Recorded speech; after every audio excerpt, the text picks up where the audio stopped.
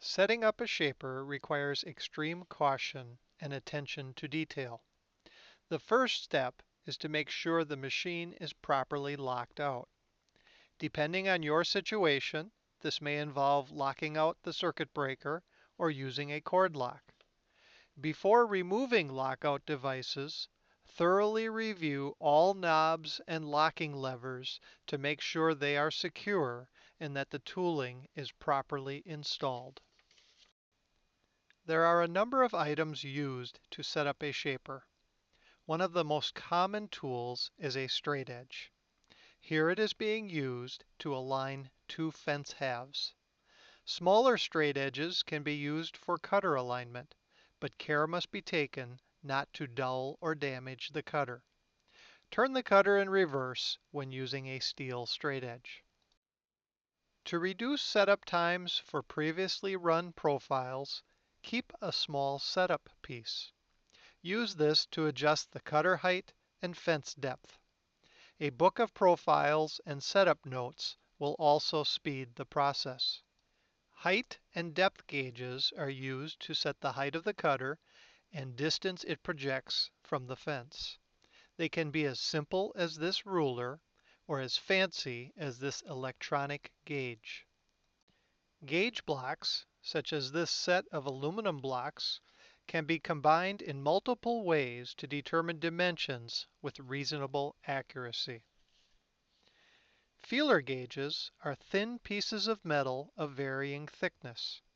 They can be used to check gaps and make adjustments down to a couple thousandths of an inch. Shaper spindles are designed to be removable. The process varies by machine, so consult the manufacturer's operator's manual to determine how to remove and replace spindles. Height adjustments can be either manual or electronic. Some shapers offer the ability to store programs and height adjustments, dramatically reducing setup times. Split fences allow the infeed and outfeed to be adjusted separately. Make sure locks are released when adjusting. Two large bolts will typically be used to hold the fence onto the table.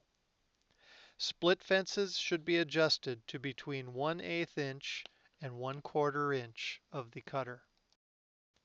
This fence has fingers which rotate to further close the opening, providing more support for the material and reducing the risk to the operator. Zero clearance fences can be made to provide better support for the material being fed and reduce the likelihood of tear out. Shaping and installing a zero clearance fence must be done with extreme caution. Guards are used to prevent the operator from coming into contact with the spinning tool. They can be spindle mounted, fence mounted, jig mounted, or a combination of one or more of these.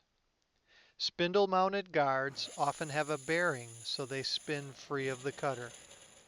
Warning discs are fixed to the spindle and turn with the cutter. Fence-mounted guards sometimes have hold-down shoes to keep the stock tight to the table.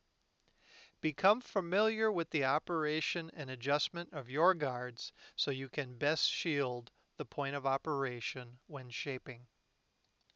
Stock can be fed through a shaper by hand or with a stock feeder. When feeding by hand, keep your fingers a minimum of 4 inches from the cutter at all times. 6 inches is preferable.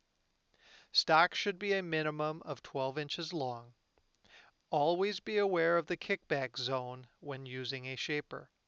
This will depend on the cutter rotation, so it could either be to the left or the right of the machine, depending on whether the cutter is spinning clockwise or counterclockwise.